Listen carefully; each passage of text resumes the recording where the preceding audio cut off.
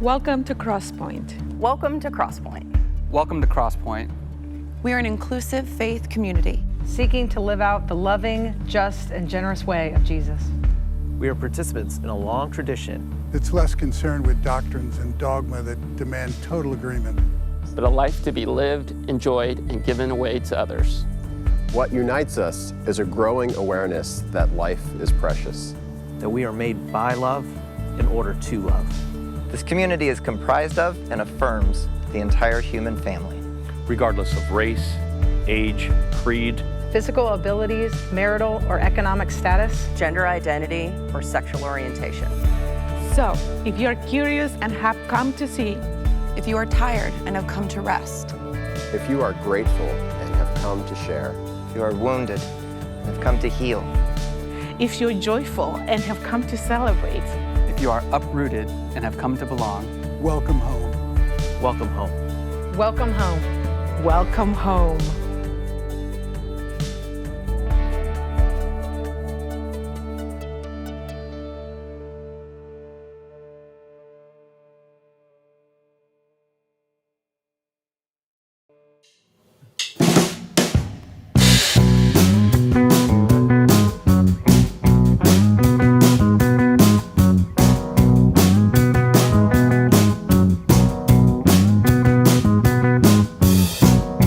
Once done.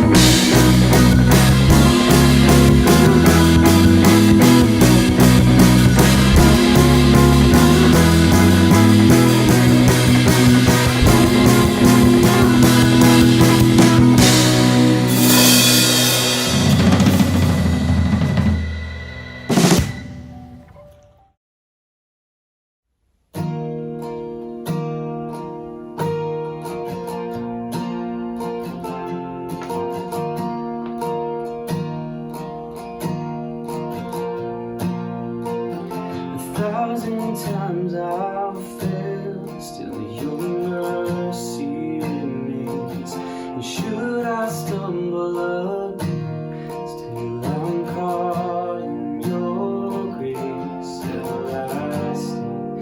Your light will shine when all else fades, never ending. Your glory goes beyond all things.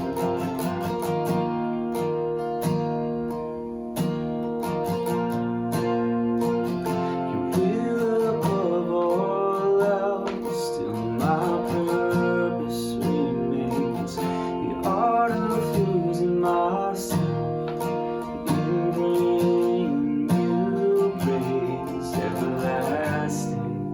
Your light will shine when all else fades, never ending. Your glory goes beyond all things. My heart and my soul, I give you control.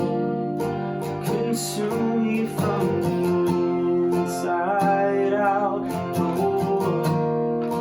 Let justice and praise become my embrace, to love you from the inside out.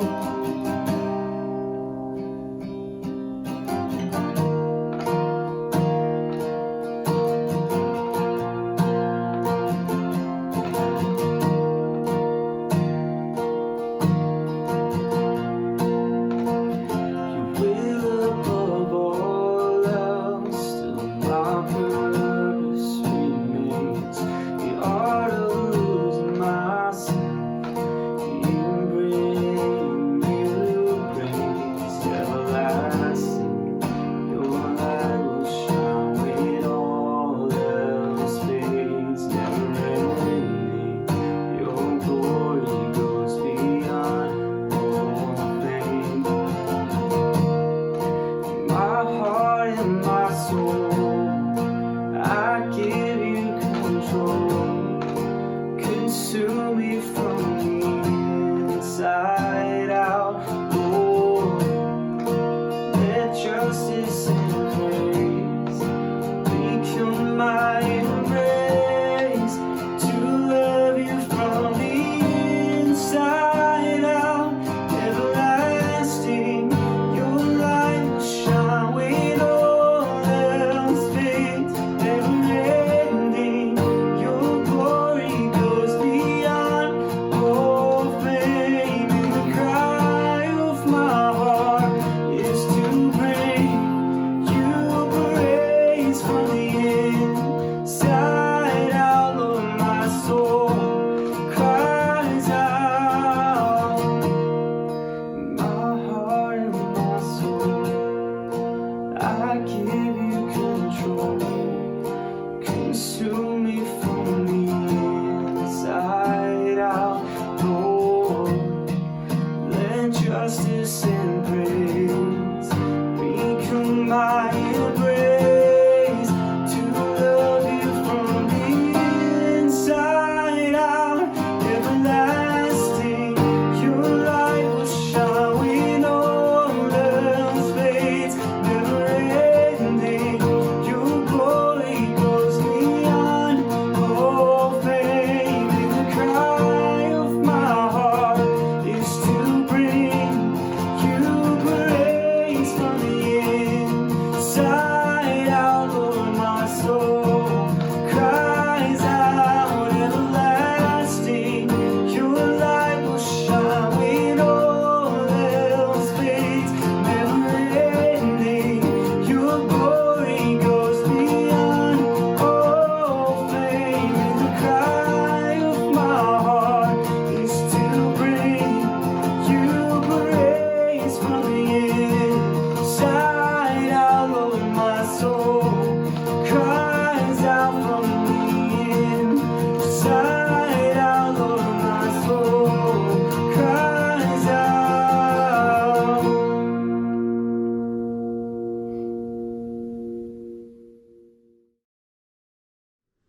Hi, everybody. I have some announcements for us today. I had us all set up outside, so it was really picturesque, something very nice outside. You could see the leaves, all of that. But I forgot it's leaf blower season, and so they ran me back into the house. So welcome to my kitchen. I have some announcements for you either way. First, I wanted to let you know, for those of us in the 55 and older age groups, retirees, empty nesters, the collection of folks here at Crosspointe that we refer to as prime timers. There's lunch on the 5th, November 5th at 11:30, right there in the community room on campus. There is going to be a lunch and a panel discussion on managing your mental and physical health throughout the holidays. We are requesting a $5 donation, and you can make that donation when you register, because you need to register. You can go to crosspoint.org/primetimers to do that. Hope to see you there. Speaking of meals, Crosspointe is once again partnering with Operation Nael to support several families who, through various difficult circumstances, find themselves having to live right now as a family in a local hotel. But you can get involved, helping them, loving them, supporting them. We're going to make sure that they have Thanksgiving dinners. So you can go to crosspoint.org and find a list. It's pretty predictable, the kinds of things you're going to find on there. Things like frozen turkey breasts and non-perishables. There are gift cards to be purchased. That's going to help the families and help offset other costs.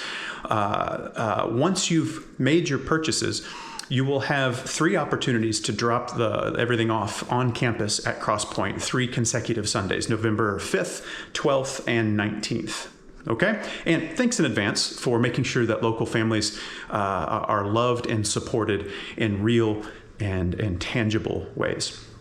Also, quick reminder, Sunday the 5th at 2 a.m., our clocks go back an hour. It's daylight savings time, and so we will gain an hour. That's an hour that's an extra hour of sleep. That's an extra hour of reading. An extra hour to take a walk. That's an extra hour you could run your leaf blower. There's just never enough time to do that. Or you can stare blankly and worry that you've wasted your hour. The choice is yours. You'll have an extra hour.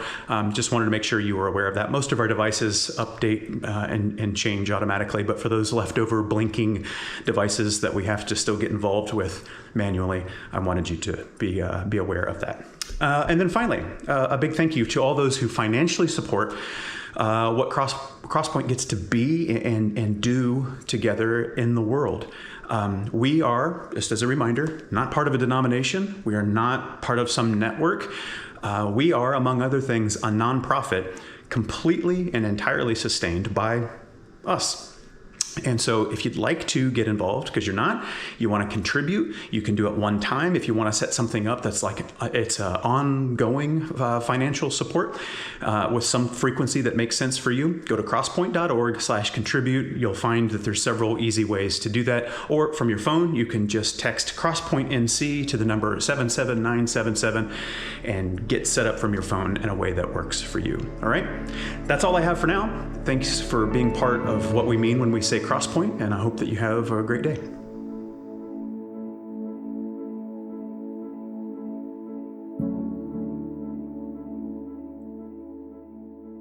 Hi, Crosspointe. A version of today's passage that we're going to read that all have very different details that can be found in all 4 Gospels, which are the books that give accounts of the life of Jesus. Today, I'm going to be reading from the account found in the Gospel of John. And as we read it together, or as you listen, I want you to pay attention to what from the text grabs your attention. So here we go. John chapter 12, verses 1 through 8. 6 days before the Passover, Jesus came to Bethany, the home of Lazarus, whom he had raised from the dead. There they gave a dinner party for him. Martha served, and Lazarus was one of those reclining with him. Mary took a pound of costly perfume made of pure nard, anointed Jesus' feet, and wiped them with her hair. The house was filled with the fragrance of the perfume. But Judas Iscariot, one of his disciples, the one whom was about to betray him, said, "Why was this perfume not sold for 300 denarii and the money given to the poor?" He said this not because he cared about the poor, but because he was a thief. He kept the common purse and used to steal what was put into it. Jesus said, "Leave her alone. She bought it so that she might keep it for the day of my burial. You always have the poor with you, but you do not always have me." So did anything catch your attention? Maybe you noticed, at least in this version of the story, one of the hosts of the dinner party is Lazarus, who actually just a chapter before had been officially dead until Jesus called him out of his tomb. I imagine this was a celebration for him, and I imagine Lazarus probably preferred the smells of the home-cooked meal and the spilled perfume to that of the rot that he'd experienced and just come out of. Perhaps you noticed Martha, who's once again described as the one doing the serving, while others sat and enjoyed each other's company. Perhaps you noticed the woman who interrupted the party and is called Mary. In other accounts, Jesus tells her that her act will be remembered forever. But this is the only version of the story where the author bothers to tell us her name. Perhaps what stood out to you was the quality of the perfume, or the nard, which is really more like an essential oil. And the perfume was believed to have been brought down from the Himalayan mountains, making it incredibly rare and really expensive, which also raises questions of how Mary could afford it and how she acquired it. Perhaps it's not the quality that caught your attention, but the quantity. The narrator is careful to tell us that the amount of perfume in the jar is a lot. It was unusual. It was really a lot of cologne or perfume. This right here is a bottle of my son's relatively cheap cologne. This bottle is 1 ounce. You would need 16 of these to equal the amount that Mary spilled on the feet of Jesus. 1 or 2 squirts of this stuff, and you can smell any middle schooler coming from a mile away. I can still smell it on my fingers, and I haven't done anything. Imagine a room full of middle school boys who chose Axe body spray instead of a shower, and you might get close to what the room might have smelled like. So the smell of the perfume, of Mary's perfume, likely permeated everything, not just her hair and Jesus's feet, but the nostrils of everyone in attendance. There was so much of it that it overpowered the smell of the simmering dinner, the baking bread, the body odor of the people in that room. There would have been no getting away from it. For days, maybe even weeks afterward, those who had been in attendance would have caught a whiff, like my fingers, of that smell and remembered what an unusual dinner party it had been. And just imagine a mess. A pound of perfume doesn't stay neatly under anyone's feet. It would have spread across the floor, into the floorboards, over the rugs, under the feet of the other people sitting at the table. That amount of perfume doesn't easily wipe up either, especially not with someone's hair. It would have taken a lot more than a deep cleaning to be rid of it. Perhaps it wasn't the perfume or the smell that caught your attention. Perhaps it was the description of Judas as a thief who stole money from the disciples' treasury. Although in the other accounts, it's not Judas, or not only Judas at least, who protests the revenue lost by this woman's act. If we're honest, at least on the surface, Judas, the disciples' treasurer, was displaying conduct we typically admire in a treasurer or a financial advisor. Those people we trust to keep us on a budget, to remind us what we have, what we've spent, what we still need. Those are the people that give us investment options and the bottom line, and that's why they're good at their jobs. Maybe Judas was really good at his job. But it does seem that Judas did not only use his treasury role with the group's best interests at heart. Early Christians taught that Judas's actions could be explained because he was greedy. Whether this was an underlying character trait for Judas, or maybe something that took him over after he became keeper of the coins, we may never know because we don't really have his side of the story. Maybe he was plagued with anxiety every time the coffers dipped below budget. Maybe he needed funding for a sick relative.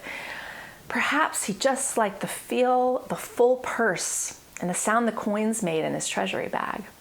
Regardless, it seems that it was greed that ultimately clouded his judgment and ultimately overcame him until he could no longer see or hear the needs of people. Just the constant clinking or lack of clinking in the coin's purse. Judas's protest, though, over Mary's act prompted Jesus to recite one of the most well-known phrases about the poor in the Bible. You might have caught it. You always have the poor with you, but you won't always have me. So Jennifer Tuttle and I, our Crosspointe student pastor, we had the privilege of attending a women's preaching conference a few weeks ago, and it was delightful.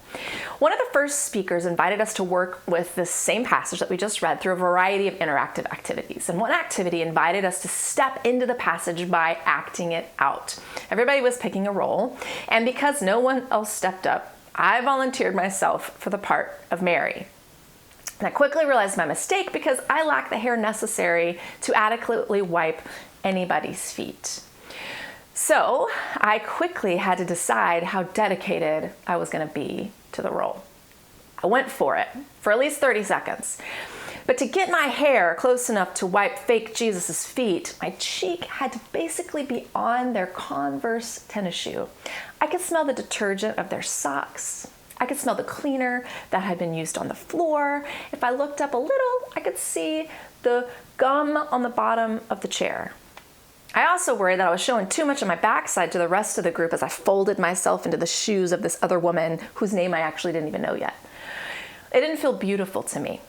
It felt humbling. It felt uncomfortable. And as I sat there with the other women, acting out the parts above me that I couldn't even see because my face was to the floor, what caught my attention in the text wasn't the smell of her shoes or the floor. It was Jesus's words, "The poor you will always have with you." And as I knelt on that floor, that phrase repeated over and over in my mind. And I thought, how humbling and how vulnerable this situation must have been for this woman, Mary. But also, how humbling, how vulnerable is it to be a person experiencing poverty? Because like the perfume that permeated every inch of the room, to the poor, poverty is an all-consuming thing. Poverty can be described as the inability to afford basic life necessities. The sociologist and author Matthew Desmond, who I'll reference quite a bit today, adds that it's also a relentless piling on of problems so that the poor constantly live in misery and cannot escape. Being poor is not simply an economic status. It becomes a way of moving in the world where there is never enough of anything. A sick child means time off work. Time off work means less pay. Less pay means a bill doesn't get paid. But which one? Turn off the heat and you have another sick child, or the cold or the heat keeps you from sleeping well at night. The kids don't do well at school. Do you turn off the water, the electric? Do you not pay your car payment? Well, then how do you get to work? Public transportation adds 2 hours to your commute, which means less time at work. Do you not pay the mortgage or the doctor bill? What if your child gets invited to a birthday party or wants to play an instrument or a sport? What if you get invited to dinner or are supposed to bring something to that office party? What do you let go of to make those things happen? There is never enough time, money, energy, anything really to allow you to get ahead. Unlike homelessness, which also is a part of poverty, we've worked really hard to speak differently about homelessness. For example, we try to no longer say that someone is homeless, but instead that they are experiencing homelessness or that they are unhoused, meaning just in that language that it is a changeable situation.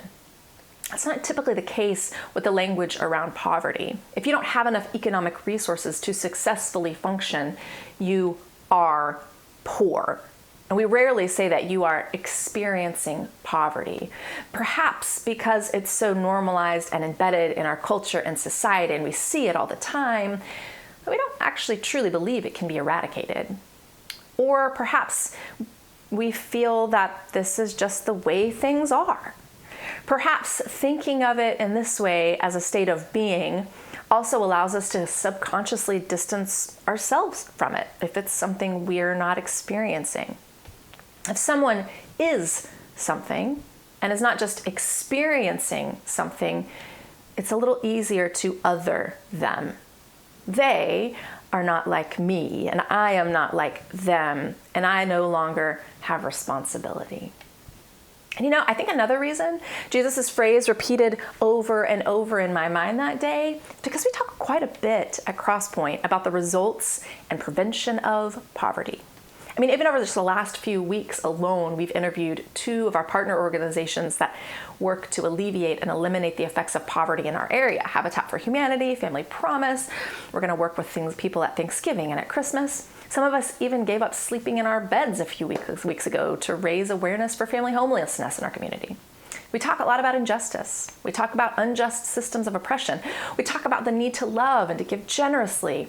And I've been doing this work a really long time, and I have to say that you are some of the best at these conversations, Crosspointe. You are some of the most generous, but I can't shake the why. Why do we need to talk about this at all? It seems that a lot of us, particularly those of us who grew up in a white Western context and theology, have taken Jesus' phrase, "the poor you will always have with you," and assumed that what Jesus meant is that poverty is just inevitable. But ignoring or accepting poverty or making ridiculous requirements of the poor in order for them to actually escape poverty is actually the opposite of what Jesus was trying to say here. This wasn't some sort of grand, ancient Protestant work ethic. The phrase, "the poor you will always have with you," was just the first half of a well-known phrase in Israelite law found in Deuteronomy 15. When it was created, the Israelite people were transitioning really from being a mainly nomadic type people who owned no land, who shared most things because they had to. No one really went hungrier than someone else. Manna fell from heaven at the same rate in front of everyone, and everyone had the same opportunity to gather it. When these laws in Deuteronomy 15 were given to Israel, Israel was moving to being a more urban, agricultural people. They were moving from a more egalitarian, naturally egalitarian way of life, that whatever you owned, you had to be able to carry with you and by necessity share, to a more individualized way of living that involved land ownership, property rights, hierarchy, where whatever you could claim, you could potentially own. This brought about new economic systems, things like loans. Those who held wealth could make loans, they could incur debt that would likely increase their wealth and influence and power. For the less fortunate, the same practice could lead to their ruin. And so we see the gaps begin to widen. And so this Deuteronomistic law was set up so as to structure a more equal and just society, so that the rich weren't getting richer at the expense of others, and so that the poor were not caught in an inescapable web of survival. It was set up to break cycles of generational poverty, where debt forgiveness and generosity were valued. Every once in a while, just gave everybody a level playing field. This is the context for Jesus' phrase at the dinner party. And although it might sound completely obscure to us, "the poor you will always have with you," it was not to those in attendance, nor was it to the early readers of the gospel. Let me give you a modern day example of what I mean. What would you say or think if I were to say, "Sticks and stones may break my bones, but words can never hurt me," right? Or something along those lines. Yes, that's just general common knowledge. Even my kids know that. I checked to make sure it wasn't just me. But it's also not just a phrase, is it? "Sticks and stones may break my bones, but words may never hurt me." It has a specific context for when and how it's used. It means more than just what is said at the surface level. Jesus' listeners would have heard this phrase, "the poor you will always have with you," similarly. They would have immediately completed the rest of it. And the context for where it comes from is important. Deuteronomy 15 says this, "However, there need be no poor people among you. For in the land the Lord is giving you to possess as your inheritance, he will richly bless you, if only you fully obey the Lord your God and are careful to follow these commands I'm giving you today. If anyone is poor among your fellow Israelites in the lands, any of the towns of the land and the Lord your God is giving to you, do not be hard-hearted or tight-fisted toward them. Rather, be open-handed and freely lend them whatever they need. Give generously to them, and do so without a grudging heart. Then because of this, the Lord your God will bless you in all your work and in everything you put your hand to. And here's Jesus' phrase. There will always be poor among you. Therefore, I command you to be open-handed toward the fellow Israelites who are poor and needy in your land. So let's dig in here. First, verse 4 tells the reader that there actually doesn't have to be any poor in the first place if they follow the systems and structures that have been laid out for them. The verses before and after just lay out this economic and social system that forgives debts, that practices generosity. It was a system designed to eliminate generational poverty, to promote rest and restoration for the people on the earth. But it's almost as if they knew it wouldn't be followed.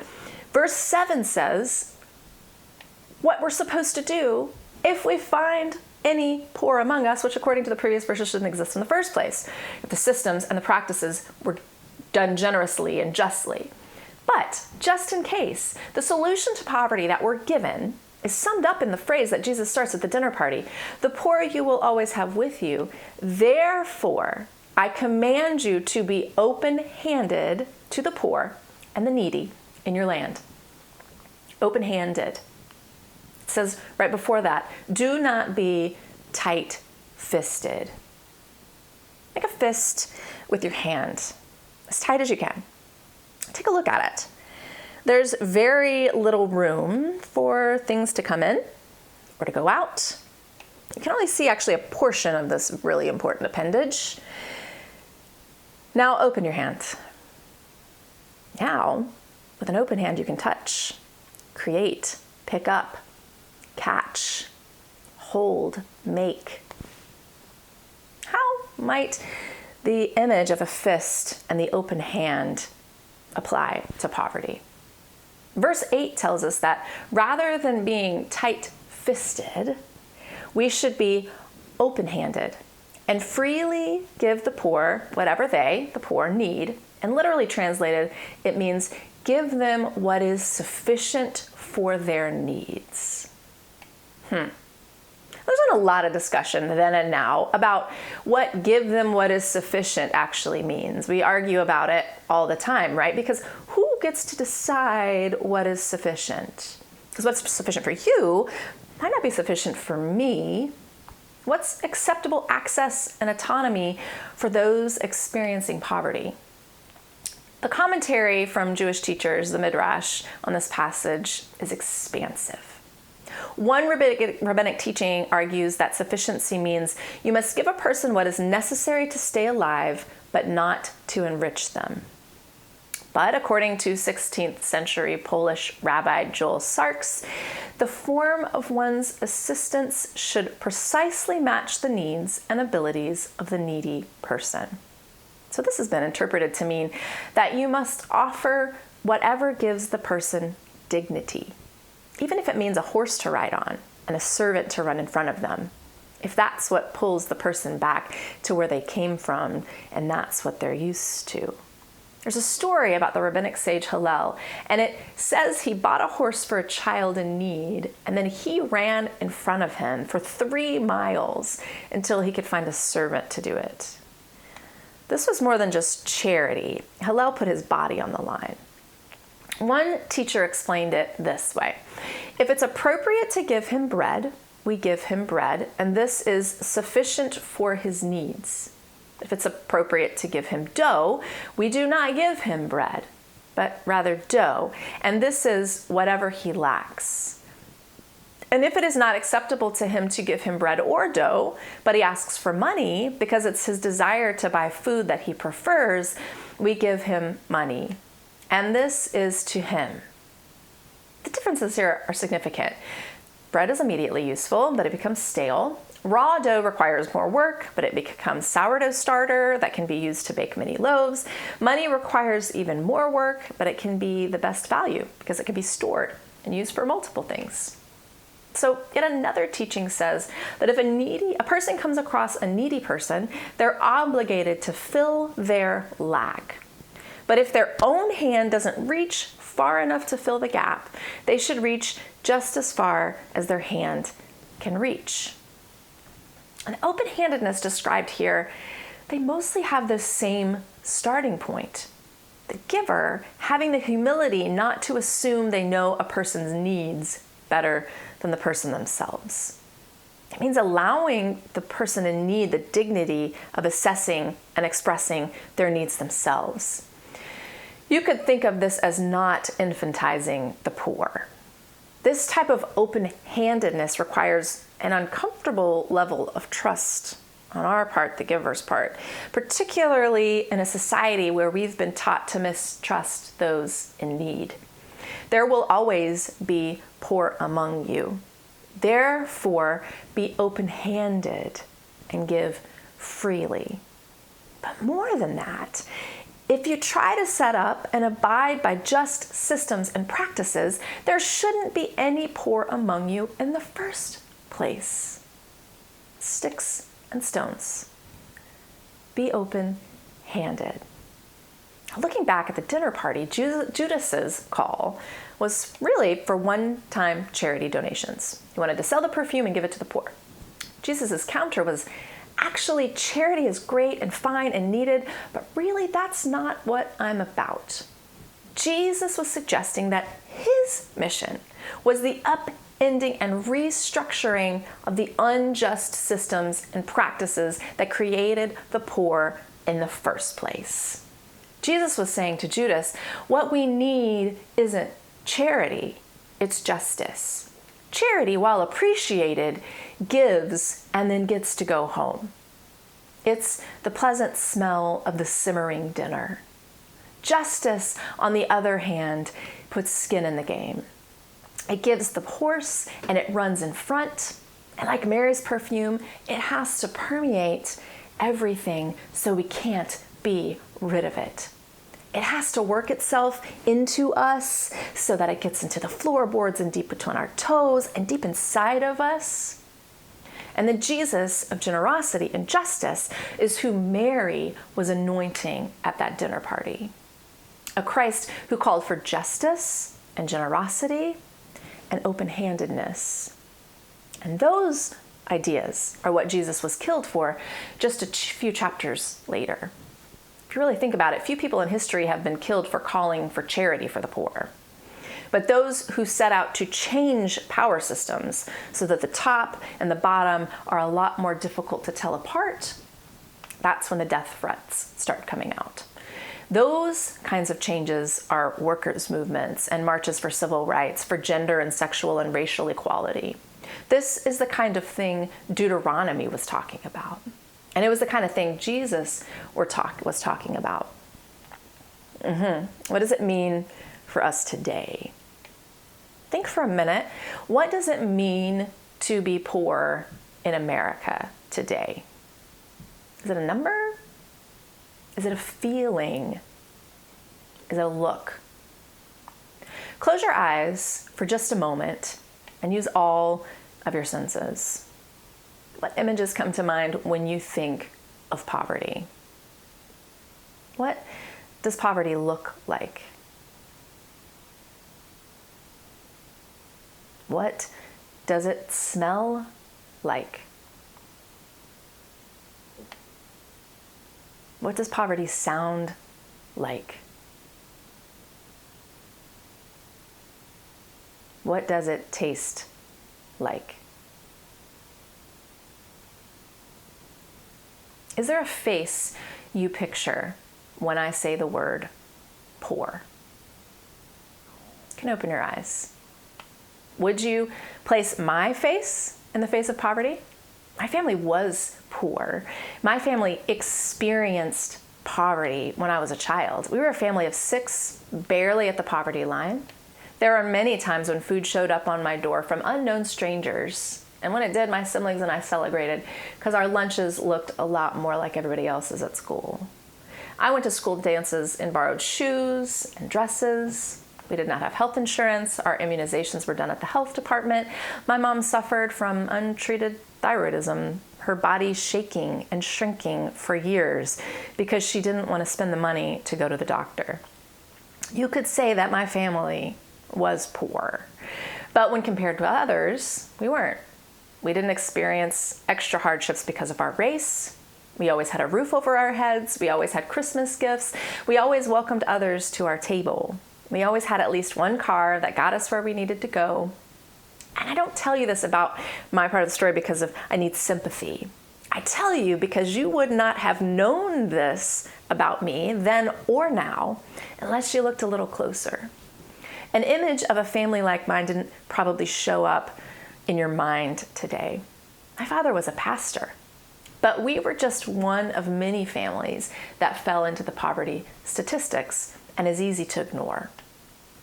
I've also found over the years, I've noticed that it's often easier to feel compassion and empathy for those living in poverty across the ocean, in developing countries, on our screens when we ask for sponsorship. But we often find it much more difficult to feel those same emotions and that same empathy about the woman holding the sign on the corner, or the family living in their car in Walmart parking lot, or those whose jobs we depend on every day, but who are not given an affordable wage and can't pay their rent. Poverty has a lot of faces. 37.9 million Americans, or 1 in 9 people, live at or below the poverty line in this country. That's 11.5%. Here's a little context. The poverty line for a family of 5, which represents my current household, is $35,140 total to pay our mortgage, our gas, our utilities, our health care. Our food, which feels like we pay that much alone to keep my 3 teenagers fed. That doesn't account for 27.5% of Americans who live on double the poverty rate, which is about $59,000 for a family of 4, but they do not qualify for aid because they make too much. Let's put it a little more perspective on it. Working 40 hours a week, 52 weeks a year at $10 an hour only gives us about $20,800. For some more perspective, starting teacher pay in North Carolina is around $37,000. According to the MIT living wage calculator, each adult in a 2-parent, 2-child household in Wake County needs to earn at least $19.75 per hour. A single parent with 1 child needs to earn $29.75 an hour to live comfortably, we might say with dignity. A single adult with no children needs to make more than $63,000 in Wake and Durham counties. The United States is the richest country in the world, but has more poverty than any other advanced democracy in the world. And the poverty we're seeing is the poverty that we refer to as deep poverty. Poverty that we thought only existed in faraway places and in sponsorship commercials. But it's no longer the case. And it can feel really helpless. We can be helpful.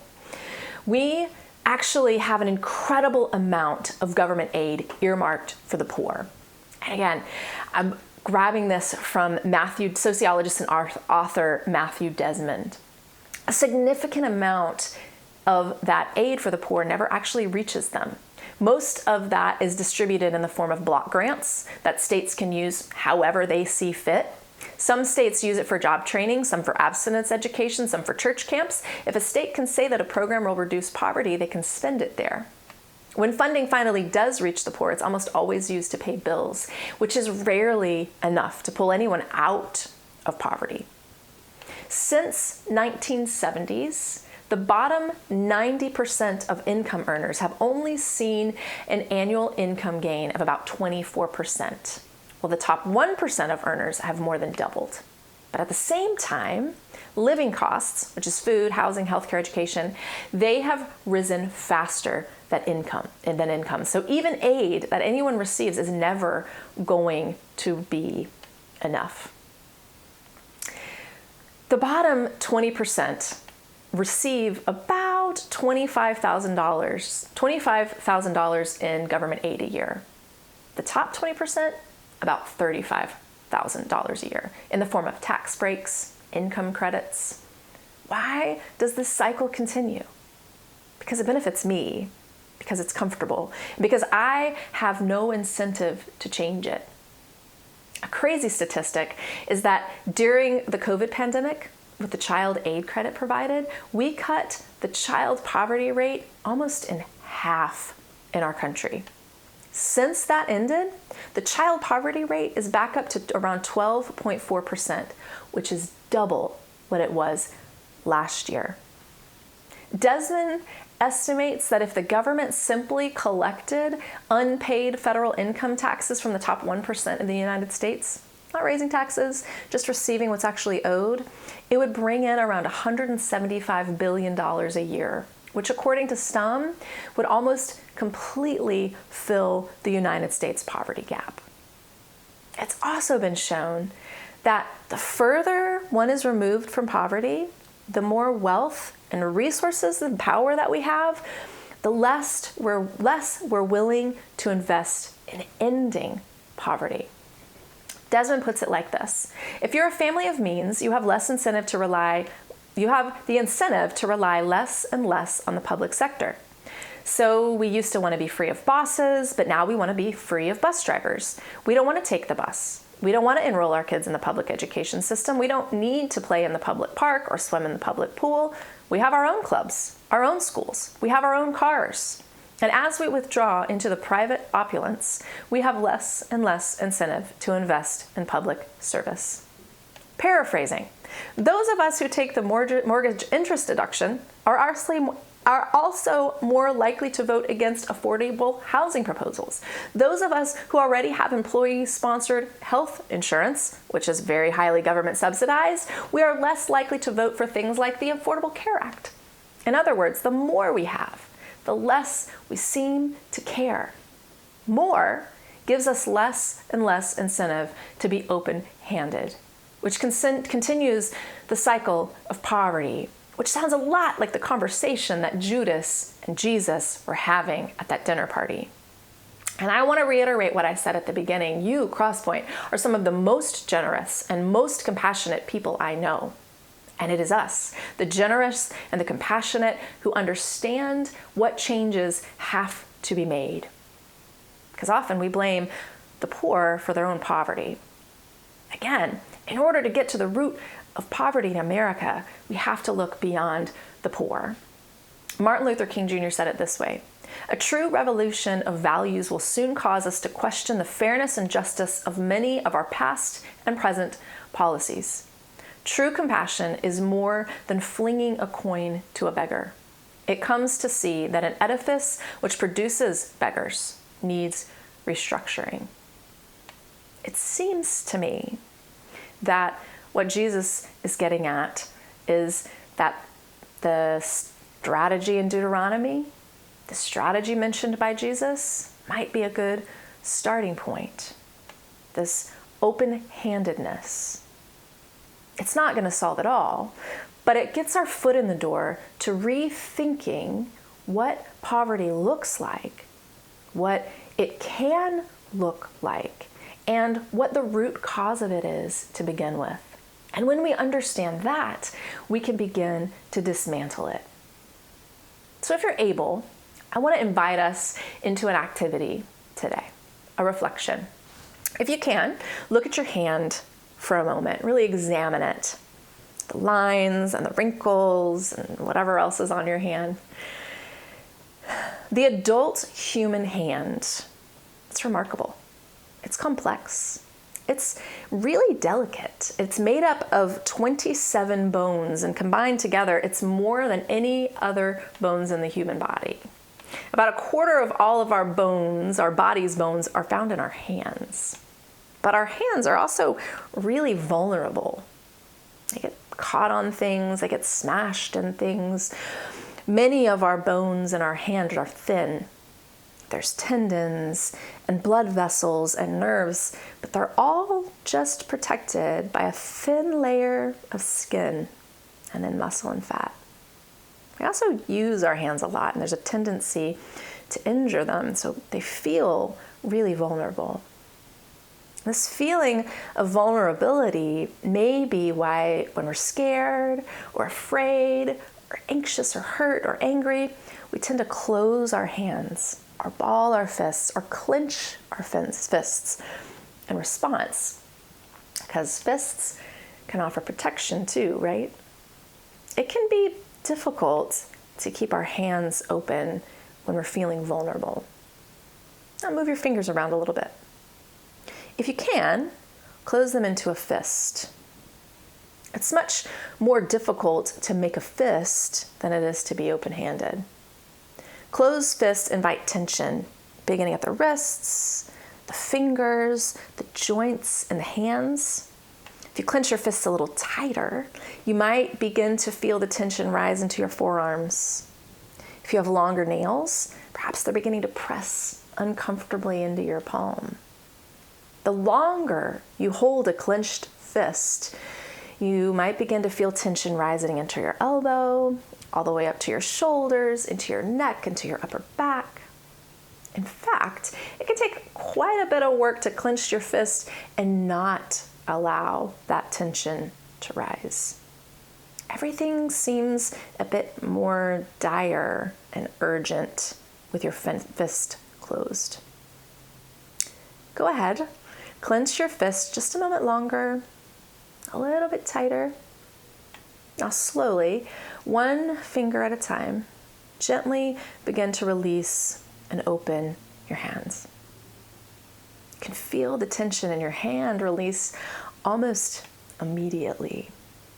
You might start to feel the tension in the rest of your body begin to release. You might begin to feel the coolness of the air on your palm.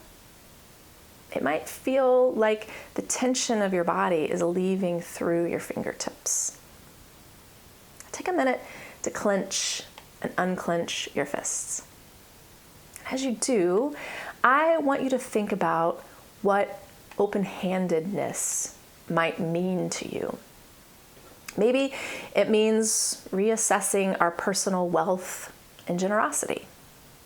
Maybe it means having a generosity of spirit, beginning to reprogram our ideas of who is experiencing poverty, what is causing it, of rethinking what it actually means to live in a cycle of poverty. Maybe open-handedness means that we're being honest about our own tight-fistedness. Open-handedness may mean vulnerability. It may mean releasing the preconceived notions. It may mean putting ourselves in the places where we elevate the needs of the poor over our own accumulation. It might mean speaking up or speaking out. It might start with gathering more knowledge, and we'll put some links up for you to be able to do that. Being open-handed might mean getting involved in acting in justice organizations and speaking up in giving more, in taking less, so that others might have more. Open-handedness might mean that we rethink our giving, that when asking someone if they need bread, dough, or money, and then giving them what they ask for and then staying out of it. It might mean trusting. Open-handedness may mean allowing the agency of the poor to make decisions for themselves. It also might mean we assess our proximity to the poor. That we might from time to time find ourselves with more, that we begin to fight the tendency to clench our fists and pull our resources away from those who need it most. It may mean offering assistance with no expectation of anything in return. Open-handedness may mean that we need to work to give a human face to poverty, to remember that is more often than not the systems and the structures that are in place that are the root cause of poverty, not the individual who has found themselves suffering from it. It might mean engaging all of our senses: sight, smell, sound, taste, touch, as we go about our day in order to recognize poverty around us and how we might be involved in addressing it. Relax your hands. Let's end with a prayer. God, make us more aware and open to complexities around us. Allow your love and essence, like Mary's perfume, to permeate us so that we recognize you in the face of others, so that we might recognize their humanity and fight for their dignity regardless of their wealth status. Help us strengthen our hands so that they might be stronger when they are open. Teach us to recognize, to humanize, to love, to act. Teach us to be open-handed. Amen.